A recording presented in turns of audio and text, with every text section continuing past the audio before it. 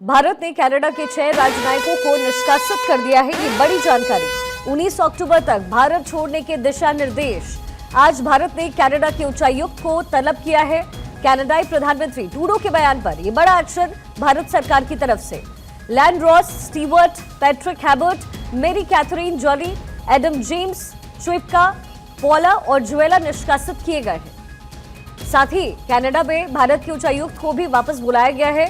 Justin Trudeau ने जिस तरीके से गंभीर आरोप भारत पर लगाए, उसके बाद भारत सरकार की तरफ से ये फौरी एक्शन लिया गया है। भारत ने कनाडा के 6 राजनयिक को निष्कासित कर दिया है। आज उच्चायुक्त को मंत्रालय की तरफ से तलब किया गया था। एक्सटर्नल अफेयर पहुंचे थे कनाडा के उच्चायुक्त और वहां उनसे इस बात को लेकर के चर्चा हुई और रोष प्रकट किया गया है। 19 अक्टूबर तक भारत छोड़ने के दिशा निर्देश कनाडा के राजनयिकों को दिए गए हैं। आज भारत ने कनाडा के उच्चायुक्त को तलब किया था। अक्षय राय मेरे सहयोगी इस समय कनेक्टर हैं। अक्षय, क्या कुछ इन्फॉर्मेशन आपके पास है, क्योंकि आज उच्चायुक्त को तलब किया गया, तस्वीरें भी हमने अपने दर्शकों तक पहुंचाई और साफ साफ संदेश भारत की तरफ से है कनाडा को कि किसी भी तरीके से इल्जाम नहीं लगाया जा सकता। और देखिए, बड़ा स्टेप उठाया भारत सरकार ने और जिस तरह से 6 जो उच्चायुक्त हैं, जो अधिकारी रहे हैं कनाडा के, उनको एक्सपेल कर दिया गया है। उनको साफ तौर पर कहा गया है कि आपको 19 अक्टूबर 11:59 तक हर हालत में शनिवार तक देश छोड़ देना है। और जिस तरह से निजर मामले को लेकर के ट्रूडो लगातार भारत सरकार को सवालिया निशाने पर ले रहे थे, उसको लेकर के भारत सरकार ने आपत्ति जताई थी। आज इनके उच्चायुक्त को तलब किया गया था इस सेक्शन में और वहां पर बातचीत हुई, लेकिन उनका जो रवैया था वो सही नहीं था। इसलिए भारत सरकार ने, विदेश मंत्रालय ने फैसला किया है कि अब जो कनाडा में हमारे अधिकारी हैं उनको वापस बुला लिया जाए और जो कई जो उच्चायुक्त के साथ साथ कई अधिकारी रहे हैं, जिसमें कि स्टेवार्ट रहे हैं, पैट्रिक रॉबर्ट रहे हैं, डिप्टी हाई कमिश्नर हैं और एक्टिंग हाई कमिश्नर स्टेवार्ट हैं, इनको बाहर जाने का आदेश जारी कर दिया गया है। मेरी Iran, Rohit David, Adam Zampa और इसके अलावा पॉल ओरिजा, ये फर्स्ट सेक्रेटरी हैं जो कि इनको आदेश दिया गया है कि हर हालत में आपको 19 अक्टूबर तक देश को छोड़ देना होगा।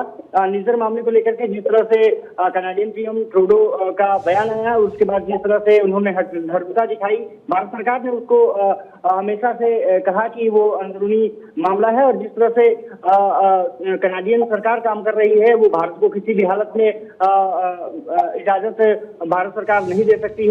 और अब निश्चित रूप से इस पूरे मसले को लेकर के सरकार एक्टिव हुई है, विदेश मंत्रालय एक्टिव हुआ है और सभी जो 6 अधिकारी हैं उनको यहाँ से निष्कासित कर दिया, एक्सपेल कर दिया गया है। उनको हर हालत में 19 अक्टूबर तक जाने का आदेश दे दिया गया है।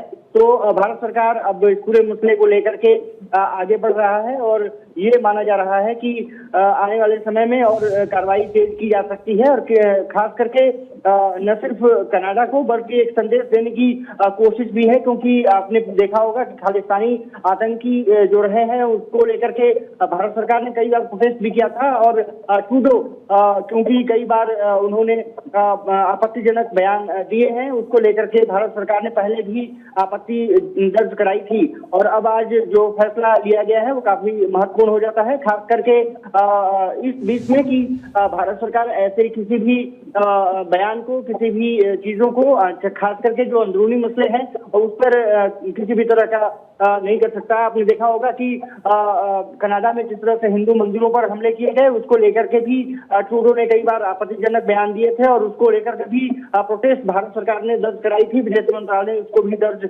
कराया था। फिलहाल अब जिस तरह से भारत ने कनाडा से अपने उच्चायुक्त और अधिकारियों को वापस बुला लिया है और कनाडा के जो तमाम अधिकारी हैं उनको वापस जाने का आदेश दे दिया है, अब ये माना जा रहा है कि भारत सरकार इस पूरे मसले को लेकर के आगे भी बढ़ेगी। जी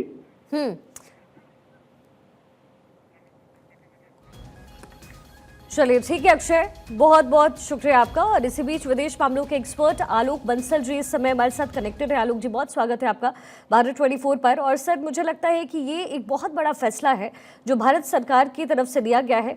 और कनाडा सरकार से पहले भी भारत की बातचीत हो चुकी है और साफ तौर पर कहा गया कि किसी भी तरीके से आरोप प्रत्यारोप आप नहीं कर सकते, लेकिन बावजूद इसके टूडो है कि मानते नहीं, और जब वो माने नहीं तो फिर भारत सरकार की तरफ से एक्शन लिया गया। कैसे देखते हैं आप?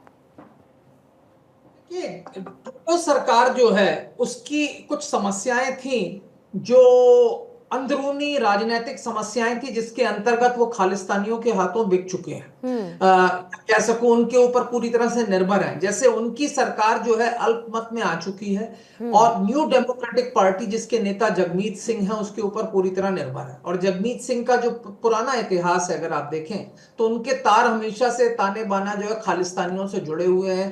पहले भी जब काफी साल पहले जब कमलनाथ वाणिज्य मंत्री थे और कनाडा गए थे तो उन्होंने उसके दौरे के खिलाफ प्रदर्शन किया था, तो उनके हमेशा से खालिस्तानियों से संबंध जुड़े रहे हैं। साथ ही साथ जो ट्रूडो की पार्टी है लिबरल पार्टी, इसमें के अंदर कई ऐसे खालिस्तान समर्थक हैं जो इसके साथ हमेशा से जुड़े हुए हैं।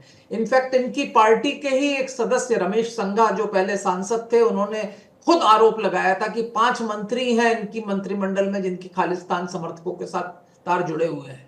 तो ऐसी तो इनकी स्थिति रही है और उसके कारण ये जो है कि हमने देखा कि भारत के जो राजनयिक थे, राजदूत उच्चायुक्त को मिलाकर उनको निष्कासित किया गया, ऐसा वहां की मीडिया कह रही है। और हमारी सरकार का ये कहना है कि उन्होंने उसे वापस बुला लिया है। और उसके बाद इस तरीके का जो कदम था वो स्वाभाविक था कि कैनेडियन राजनयिकों को भी भेजना आवश्यक था, तो वो भेज दिया गया है। और मेरे ख्याल से अब जिस तरीके से मुझे लगता है कि अगले कुछ दिनों में हमारे जो संबंध हैं वो काफी खराब होने की संभावनाएं हैं। हमारे जो राजनयिक संबंध है वो थोड़ा डिप होंगे। वो तो जाहिर है आलोक जी, अभी जिस तरीके से ये फैसला सरकार के द्वारा लिया गया है। अच्छा सर, एक और बात मैं समझना चाहूंगी। हमने देखा है कि जिन देशों के साथ इस तरीके का मनमुटाव और इसकी स्थिति रहती है, भारत पहले चीजों को कंट्रोल करने की कोशिश करता है। मोइजू के साथ भी हमने यही चीज देखी, मालदीव के साथ। लेकिन फिर मोइजू भारत आते हैं, अभी कुछ दिनों पहले वो राष्ट्रपति के निमंत्रण पर यहाँ पर पहुंचे, तो फिर इस सेंटिमेंट को आप कैसे देखते हैं? क्योंकि भारत जिस तरीके से इस समय बढ़ रहा है, मुझे नहीं लगता कि कोई भी देश इस समय भारत के साथ अपने संबंध को बिगाड़ने की कोशिश करेगा। देखिए, जहां तक सवाल मालदीव्स का है उसकी तुलना करना कनाडा से मेरे ख्याल से उपयुक्त नहीं होगा। दक्षिण एशिया के सभी राष्ट्र भारत के ऊपर निर्भर हैं और पाकिस्तान को छोड़कर हर राष्ट्र जानता है कि भारत के बिना उनका जो सर्वाइवल है वो संभव नहीं है जी। और वो ये भी जानते हैं कि भारत का कोई पर्याय भी नहीं है जहां तक दक्षिण एशिया का सवाल है। लेकिन कनाडा भारत से बहुत दूर है। एक बड़ी संख्या में भारतीय मूल के निवासी कनाडा में रहते हैं और कनाडा का निवेश भारत में 16वें नंबर पे है विदेशी निवेश में। तो यहाँ दोनों ही राष्ट्र एक दूसरे को चाहते हैं, लेकिन जिस तरीके से कनाडा की वर्तमान सरकार कार्य कर रही है उसके कारण हमारे संबंध खराब होने स्वाभाविक हैं, क्योंकि कनाडा का एक दोगला रवैया रहा है। अगर आप देखें, एम्परर कनिष्का जो एयर इंडिया का विमान था उसको बीच समंदर के ऊपर उड़ा दिया गया था जब वो कनाडा से यूके जा रहा था, और उसके जो लोग उस आतंकी घटना में संलग्न थे वो आज भी कनाडा के अंदर खुलेआम घूम रहे हैं। उनको संदेह का लाभ देकर छोड़ दिया गया है। और दूसरी तरफ जहां पे कुछ भी नहीं है वहां मनगढ़ंत कहानियां बनाकर भारतीय राजनयिकों पर आक्षेप लगाए जा रहे हैं। तो ये जो दोगला रवैया है, इसके साथ मुझे नहीं लगता कि अभी भारत और कनाडा के संबंधों पे सुधार आने की जरूरत है। इसमें कोई शक की बात नहीं कि कनाडा की अर्थव्यवस्था एक बड़ी हद तक भारतीय विद्यार्थियों के ऊपर निर्भर है। भारत से जो बड़ी संख्या में विद्यार्थी कनाडा जाते हैं और वहाँ के शैक्षिक संस्थानों में पढ़ते हैं, वो उनकी अर्थव्यवस्था के लिए एक बहुत बड़ा योगदान करते हैं। तो इसमें कोई शक की बात नहीं है कि कनाडा की अर्थव्यवस्था पर इसका विपरीत असर पड़ेगा संबंधों के खराब होने का। पर मेरा ये मानना है कि कनाडा की तुलना मालदीव से करना मेरे ख्याल से उपयुक्त नहीं होगी, क्योंकि क्षेत्रफल की दृष्टि से कनाडा जो है दुनिया का दूसरा सबसे बड़ा राष्ट्र है, जबकि मालदीव इतना छोटा है कि उसकी कोई तुलना नहीं हो सकती। बिल्कुल, लेकिन मेरे कहने का मतलब ये था आलोक जी कि भारत को लेकर के जो विचारधारा लोगों की अगर बदल जाती है तो फिर भारत उपयुक्त तरीके से जवाब देता है। मैंने उसी संदर्भ में आपसे कहा कि मालदीव्स के साथ भी यही हुआ कि अब वो भारत, वो पुराना वाला भारत नहीं रहा कि वो खामोश रहेगा या फिर उसकी डिपेंडेंसी अमेरिका पे सबसे ज़्यादा रहेगी। आज भारत की तरफ से बोला जाता है और अगर लगता है कोई चीज़ उपयुक्त नहीं है तो फिर कार्रवाई की जाती है। नहीं, बिल्कुल कार्रवाई उचित और उपयुक्त है ही, क्योंकि अगर कोई भारतीय राजनयिकों को परेशान करता है, उनके खिलाफ कोई कदम उठाता है, तो ये स्वाभाविक है कि भारत उस राष्ट्र के राजनयिकों के खिलाफ कदम उठाएगा, और वो हमने उठाया। पर जैसा कि मैंने कहा कि इसका असर जो है उन लोगों पर पड़ेगा जो बड़ी संख्या में भारतीय मूल के हैं और कनाडा में रहते हैं और जो भारत आना चाहते हैं, इनके रिश्तेदार भारत में हैं, क्योंकि वीसा जो प्रक्रिया है वो आने वाले कुछ समय के लिए तो बहुत ही बाधित हो जाएगी और बहुत ही मुश्किल होने वाली है, क्योंकि जिस तरह से कैनेडियन राजनयिकों को हटाया गया है, उच्चायुक्त इनके पहले ही नहीं थे, उपायुक्त और फिर उसके बाद deputy head of the mission को आपने भेज दिया, फर्स्ट सेक्रेटरीज चले जाएंगे, और उसी तरीके से भारत के वहां से आ रहे हैं, तो उसके बाद जो है दोनों ही देशों में आना जाना काफी हद तक मुश्किल हो जाएगा। मैं ये नहीं कह रहा कि बिल्कुल असंभव हो जाएगा, लेकिन काफी मुश्किल हो जाएगा। वीसा प्रक्रिया में समय लगने लगेगा, और जो लोग यहाँ से वहां और वहां से यहाँ आना चाहते हैं उनके लिए थोड़ी समस्या है। अच्छा, जस्टिन ट्रूडो की सरकार जिस तरीके से वहाँ चल रही है, बहुत तरह के जो उनके मंत्रिमंडल में लोग शामिल हैं, कई लोग उनके खिलाफ नजर आए। जस्टिन ट्रूडो के खिलाफ जोरदार प्रदर्शन भी हमने देखा है कनाडा में जनता कर रही है, लेकिन जो पर्सन ऑफ इंटरेस्ट की वो बात कर रहे हैं, ऐसा क्या पर्सनल इंटरेस्ट है जो कि भारत में उनको सबसे ज्यादा नजर आता है और फिर वो इस तरीके के बयान दे जाते हैं? मैंने बताया कि न्यू डेमोक्रेटिक पार्टी, जिसके नेता जगमीत सिंह हैं, जिनकी आप तस्वीर दिखा रहे हैं, ये इनकी पार्टी के समर्थन के बिना उनकी सरकार नहीं चलेगी। हालांकि इस पार्टी ने उनसे समर्थन वापस ले लिया है, लेकिन फिर भी इन्होंने अविश्वास प्रस्ताव में उनके खिलाफ अविश्वास प्रस्ताव नहीं लाए हैं, और इस कारण जो है ट्रूडो की सरकार चल रही है। अब जगमीत सिंह का इतिहास अगर देखा जाए तो ये इन्होंने कई बार खालिस्तानी समर्थकों का साथ दिया है। मैंने जैसे कहा, जब कमलनाथ वाणिज्य मंत्री थे वहां गए थे तो इनका विरोध किया गया था। तो इनकी तो पार्टी के नेता है, न्यू डेमोक्रेटिक पार्टी के नेता, और काफी समय से नेता है। और इनके जैसे मैंने कहा कि इनके तार जो हैं खालिस्तानियों से जुड़े रहते हैं, इनके जो विचारधारा है वो प्रो खालिस्तानी रही है।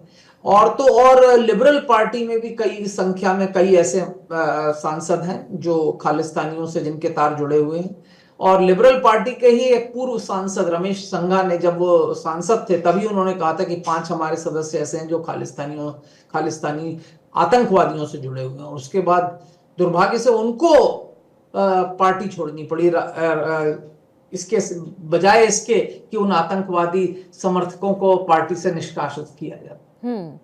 अच्छा, जब जस्टिन ट्रूडो ऐसी बात कहते हैं, जो पर्सन ऑफ इंटरेस्ट की वो बात कहते हैं, तो बिना किसी पुख्ता सबूत के वो सामने आए हैं। और पहले भी हमने देखा जब भी निर्जर वाले केस में उन्होंने बोला सबूत उनके हाथ नहीं था, लेकिन न्यायिक प्रक्रिया जो है वो चल रही थी, जांच का दायरा उनका बढ़ रहा था। लेकिन ऐसी क्या वजह है सर कि भारत के ऊपर डायरेक्ट अटैक वो कर रहे हैं, उन्हें करना पड़ रहा है? कोई खास वजह इसकी दिखती है आपको? देखिए, अब सबूतों की बात तो बड़ी मुश्किल है कहनी, क्योंकि अगर आज जब उप उच्चायुक्त को सम्मन किया गया था तो उसके बाद उन्होंने जो प्रेस के लोगों से बात की तो उन्होंने ये कहा कि भारत जो अभी तक कह रहा था कि हमें सबूत चाहिए, तो हमने सारे सबूत दे दिए। We have given them incontrovertible evidence, ये उनकी स्टेटमेंट थी। And now it is for India to act. अब पता नहीं क्या सबूत दिए गए हैं, क्या दस्तावेज दिए गए हैं, इसके बारे में तो अभी आगे चलेगा। लेकिन जैसे मैंने कहा कि इस सरकार की मजबूरी है कि जस्टिन ट्रूडो की सरकार जो है ऐसे लोगों के समर्थन पर टिकी है, और उसके अंदर कई ऐसे सांसद हैं जिनके जो स्ट्रॉन्ग लिंकेजेस हैं खालिस्तानियों के साथ और खालिस्तान समर्थकों। अच्छा आलोक साहब, मैं एक लास्ट क्वेश्चन आपसे पूछ रही हूँ, बड़ा क्विकली आपसे जवाब चाहिए मुझे। अब चूंकि ये बड़ा फैसला भारत की तरफ से लिया गया, आप कह रहे हैं कि कनाडा सरकार की तरफ से भी ये खबर आई कि उन्होंने निष्कासित कर दिया, फिर ये फैसला हुआ है। अब वहां से रिएक्शन क्या आने की उम्मीद आपको लग रही है? आपका अनुभव क्या कह रहा है? देखिए, अब उन्होंने कार्य कर दिया, हमने उसकी प्रतिक्रिया की। अब देखते हैं कुछ समय तक कुछ होता है, क्या होता है। इन्होंने जो सबूत की बात की है उसको देखते हैं अगर पब्लिक करते हैं, क्या करते हैं, उनकी अदालत क्या करती है, क्योंकि अदालत के लिए इन्होंने पर्सन ऑफ इंटरेस्ट डिक्लेयर किया था उनको। तो उसके बाद देखा जाता है अब क्या कदम होता है। मुझे नहीं लगता कि अब कनाडा के पास ज्यादा पत्ते हैं सिवाय इसके कि वो वीजा प्रक्रिया मुश्किल कर सकते हैं और उससे कई भारतीय नागरिक परेशान होंगे जाहिर है। और वो ये सोचेंगे कि शायद उसके कारण वो नागरिक जो है सरकार के ऊपर दबाव बनाए। और इसे इसके अलावा जियोपॉलिटिकल जी इसे जियोपॉलिटिकल रिलेशन कहते हैं। अब जाहिर है अब देखना दिलचस्प होगा कि आगे होता क्या। आलोक सर बहुत बहुत शुक्रिया आपका इस विश्लेषण के लिए। और देखिए इस समय जो रिलेशन है वो मेंटेन करने की जरूरत है, लेकिन जो उधर से आया वैसा ही जवाब वैसी प्रतिक्रिया भारत की तरफ से दी गई है।